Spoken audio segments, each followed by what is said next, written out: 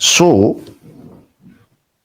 a government that cannot have a working health system, I'm actually happy to be out of this government. I will be very embarrassed if I was deputy president today. I will be very embarrassed when I meet old women and they ask me, you are the deputy president. We had a working health system before you took over. 2 years down the line, the system has collapsed. What are you? Who are you? I will be very embarrassed. In fact, sometimes I sleep here.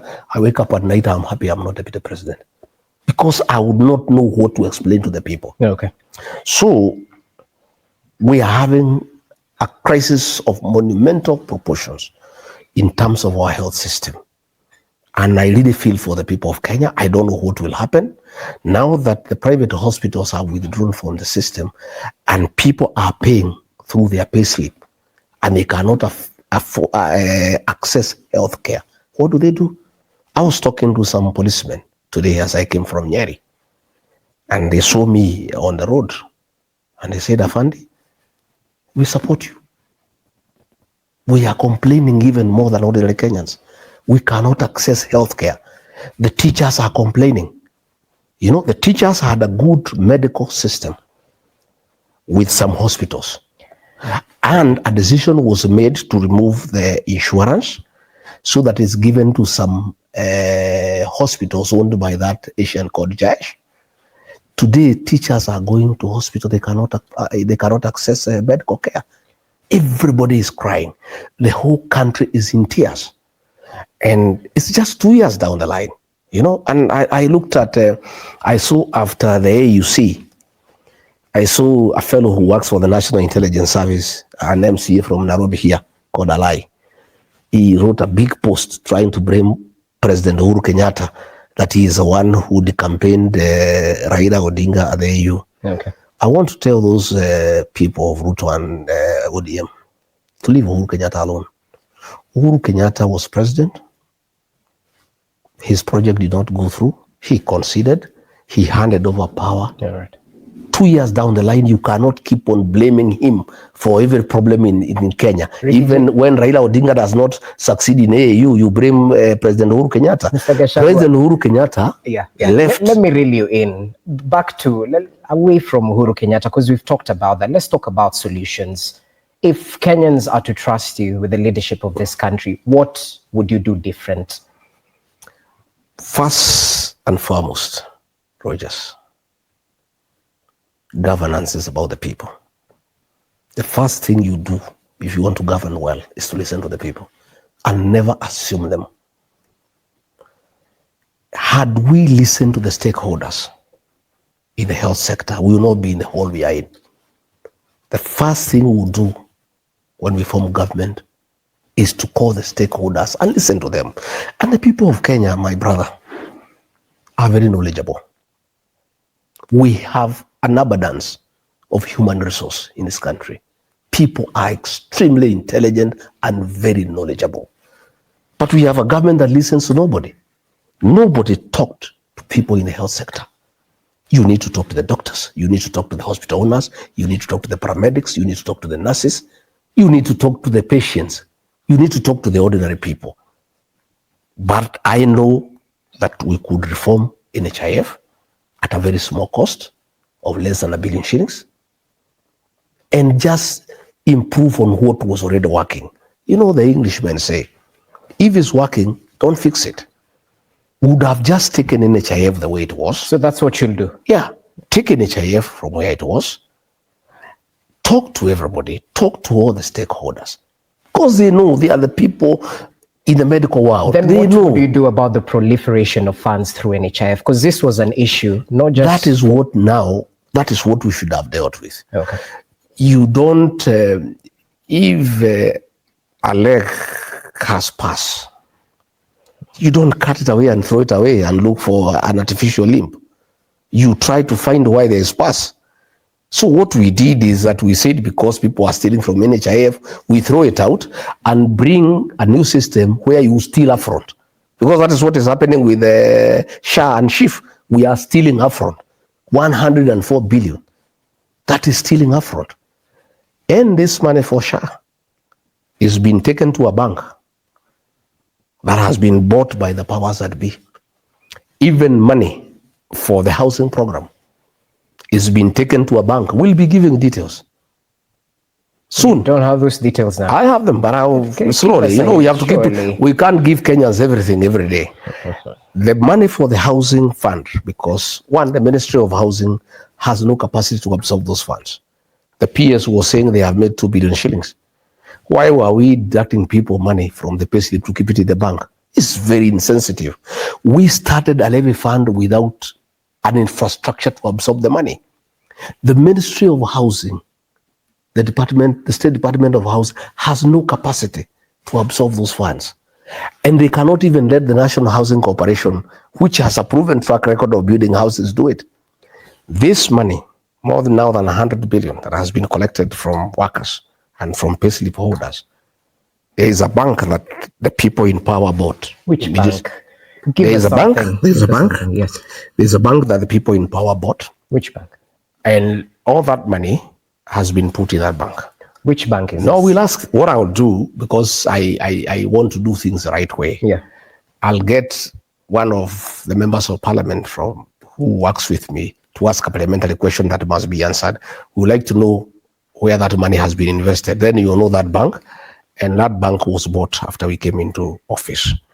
So it's about personal interest. Again, look at eCitizen, Rogers.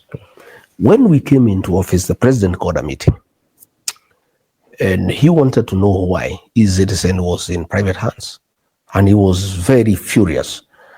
And the National Treasury was there, ICTA was there, the CS ICT was there with the PS, I was there, and he said, there's no way we can collect funds from government people, from people wanting services from government and give it to a private people. That eCitizen should be owned by the National Treasury. And there were several meetings. Later on, that matter died. I was not called for any other meeting. Later on, I came to learn that people in government had actually acquired shares from eCitizen, and immediately the government went overdrive in making sure that all government services are onboarded on eCitizen. As we speak today,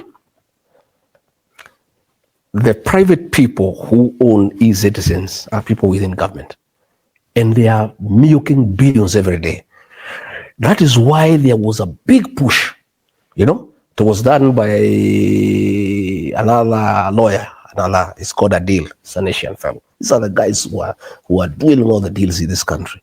He's the one who was able to blackmail the owners of the eCitizen and force them to cede certain shareholding to people in government, and he crafted it. What is happening now? Why every government service was onboarded is so that the new owners of eCitizen can make money. It's not for the country. Can you name them? It's not for the country. Can you name them? No, it's you now to do investigative journalism. Okay, I'm giving you the hints. Okay. I'm giving you the hints. Yeah. That from one, eCitizen is in private hands. And those are government people. And that is why the push for onboarding government services on eCitizen was done. And these are some of the problems that made me disagree with the president. Okay. Because this is pure corruption, it's pure theft. He called a meeting and said eCitizen cannot be in private hands. I only came to realize it was a strategy to get to know who owns eCitizen so that people can grab it. Well noted. In a minute or so, because we're pressed of time, now that you said Parliament is captured, there's an ongoing debate about majority, minority. Is this a circus from your point of view? It's a circus, doesn't matter. There is no distinction in majority and minority. They are one and the same thing. It doesn't matter. Ichongwa can exchange the seat with the Judette or the other way. It's still the same thing. They are birds of the same fella. Okay, Yeah. That's one of the questions from our viewers. Yet another one. They say you're part and parcel of the government that a section of Kenyans are against, looking at the issues Gen Z were fighting for: good governance, end of corruption, tribalism, and all that. Why would Kenyans trust you this time round, considering you misled them in 2022? Well, when I misled them, when I went to government, I realized what I believed in is not what I got. The person I believed is a good leader, I found is not the case. Okay.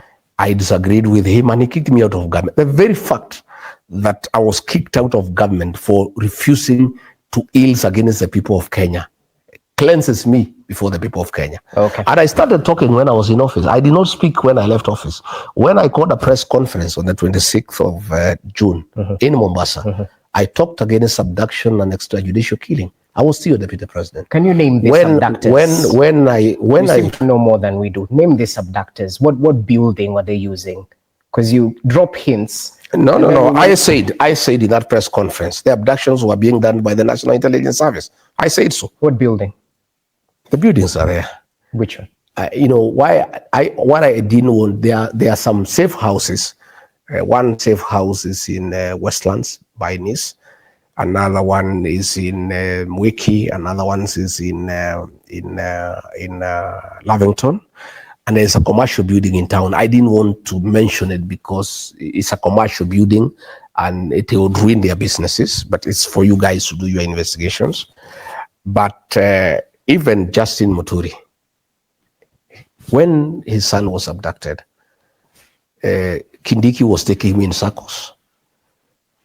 Kome was taking me in circles. Nurudin was taking me into circles. Amin was taking me in circles. He complained to me the president was out of town. I called all these people, they were also taking me into circles. Okay. And we did agree with him, he faces the president. And he faces the president, and he has the president. If somebody disappears in Kenya in police hands, you go to court and file what you call a habeas corpus. A habeas corpus is filed against the Attorney General to produce that person in court, dead or alive. So Muturi asked me, since I am the father of this young boy, I'm supposed to file a habeas corpus against the Attorney General. I'm the Attorney General. What happens? So I advised him to go and face the president. He faced the president. Yeah. The president called Nurdin Haji. The man was released. So it is clear who abducts people. The president knew who abducts people because he knew who to call. Whoever was called released the young man. So what other explanation do you want? About it?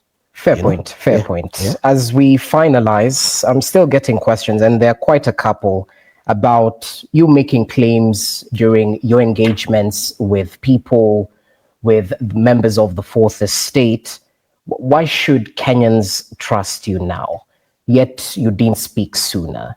At times, people point towards the 2023 protests where, is it up to 30 lives were lost, and you put the blame squarely on Raila Odinga then. This time around, that is the information that I had.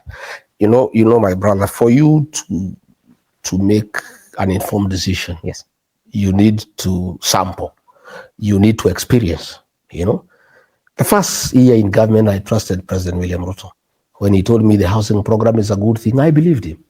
Until later on, I realized it's a business enterprise for creating opportunity for people in government to sell cement, to sell steel and mabati as proxies to companies that provide these things.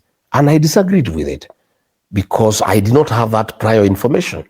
E-Citizen, when we were onboarding those services, I believed it's a way of enhancing revenue collection. Only later to know that people in government had acquired E-Citizen. Okay. So people cannot say I did not speak then. But the minute I realized there's a problem, the first 1 year I played along because I was persuaded. President William is very persuasive. Until now, because I'm fairly also intelligent, started putting 2 and 2 together to realize that this government is a commercial enterprise. So did you realize in the first year that there were a couple of issues? Still kept quiet? Later on along the way, but I kept on asking him so that we can remedy. I also did not want to rock government. I'm a responsible leader. I kept on persuading him, okay, let's do the right thing. Let us not overtax people. Let us not force people to do housing they don't want. I tried to persuade him. But in the second year, I started now telling him no.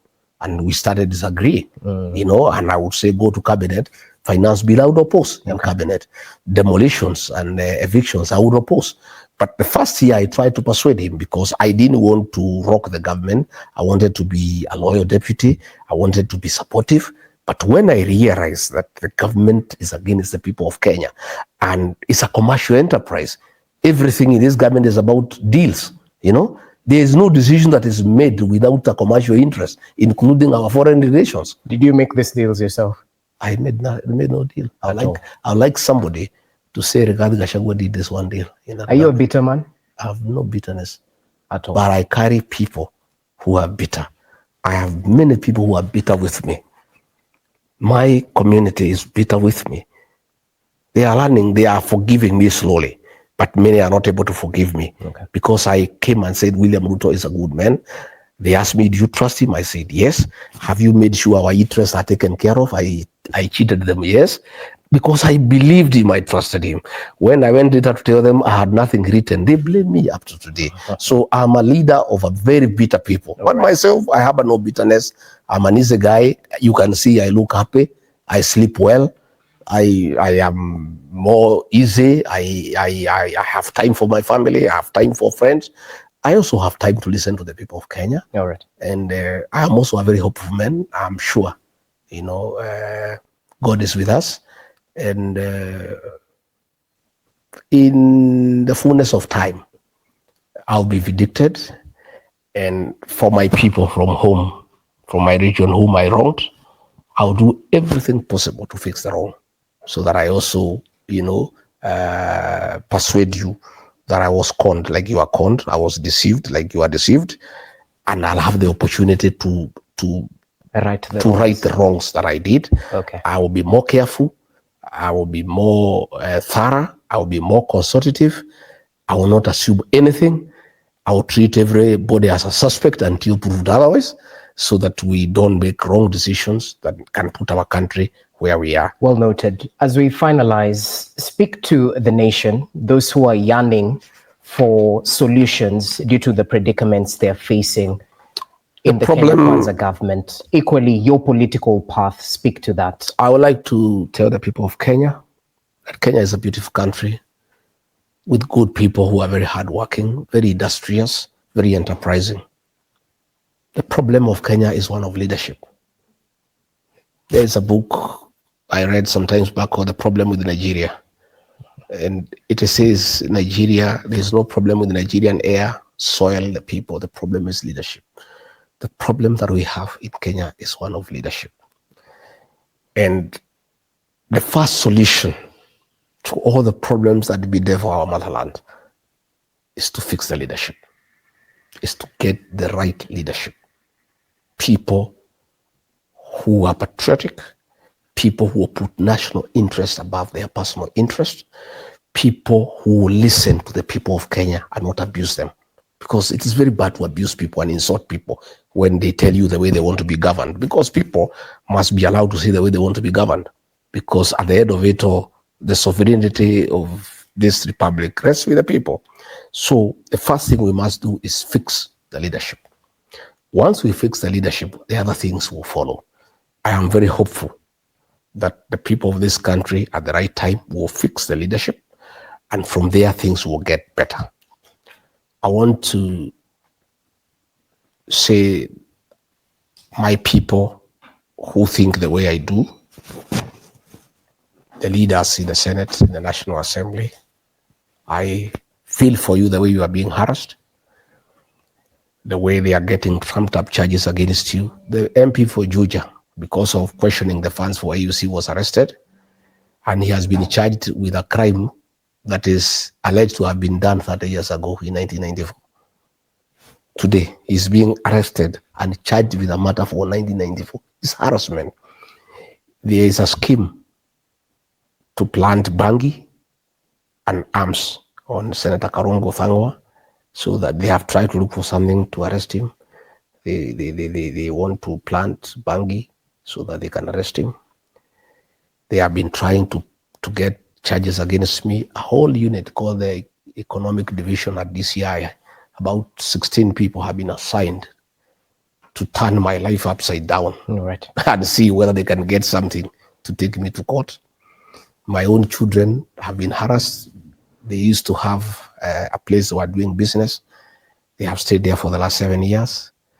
The person who had listed them, the office was called and threatened that you must cancel the lease and throw them out. They were thrown out at night by policemen, and they came here crying. I said, it's okay. Your father has taken a certain decision. He's your father, so you must suffer the consequences. So I asked my children just to take it easy. These things will go. No situation is permanent. I must say that I'm embarrassed that President William Ruto had promised that he will never use the criminal justice system to settle political scores. He has even perfected it more than the fourth administration. You know, people are being harassed. Our friends are being followed everywhere. They are being threatened by KRA. They are being threatened by asset recovery. It's very unfortunate, but it's okay. There is nothing we can do. Time is healing, and time has a way of sorting out these things. So I want to tell the people of Kenya to know that Rigathi Gachagua, with other leaders who are patriotic, I will do everything possible in their limited means to make sure we fix the governance in this country and accord the people of Kenya an opportunity to fix what is wrong. And I am very hopeful that there will be new leadership when the elections are called, and with the leaders who put the interests of this country first, and then we can fix the economy and we can fix all the other things that go with it, the health system, and mostly important, restore the dignity of the payslip. That's a commitment I want to give to the middle class. All the people who have payslips, we are committed, we'll work for you. You will serve for the next 2 years. Muvumilie tu, because there is nothing we can do now, because Parliament has been captured, so it cannot help you. Opposition has been captured, it cannot help you. It's only the Kenyans who can help themselves. So I want to appeal to our young people, the Gen Zs and the millennials. You have a date with the destiny. You've done very well so far online, using your smartphone to bring awareness to the Kenyan people. But that is not enough.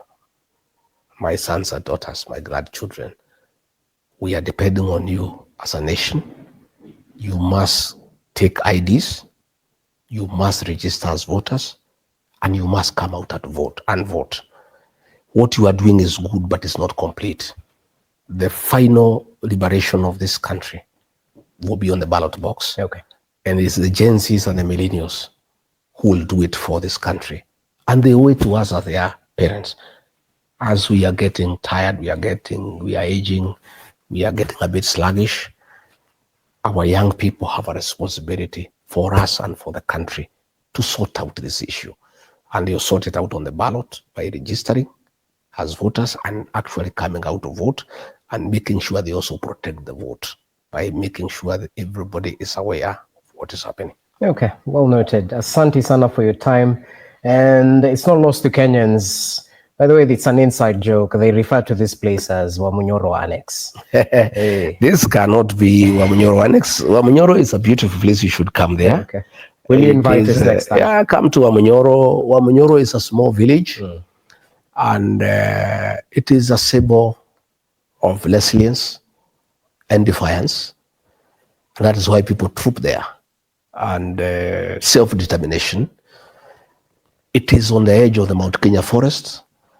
And it's very significant because it is in the Mount Kenya forest that ordinary Kenyans with no guns, with nothing, just a panga and a resolve to have freedom and their land, fought the British colonialists with their guns, with their bombs, with their aircrafts, and got freedom for this country. From Wamunyoro, we shall fix this country.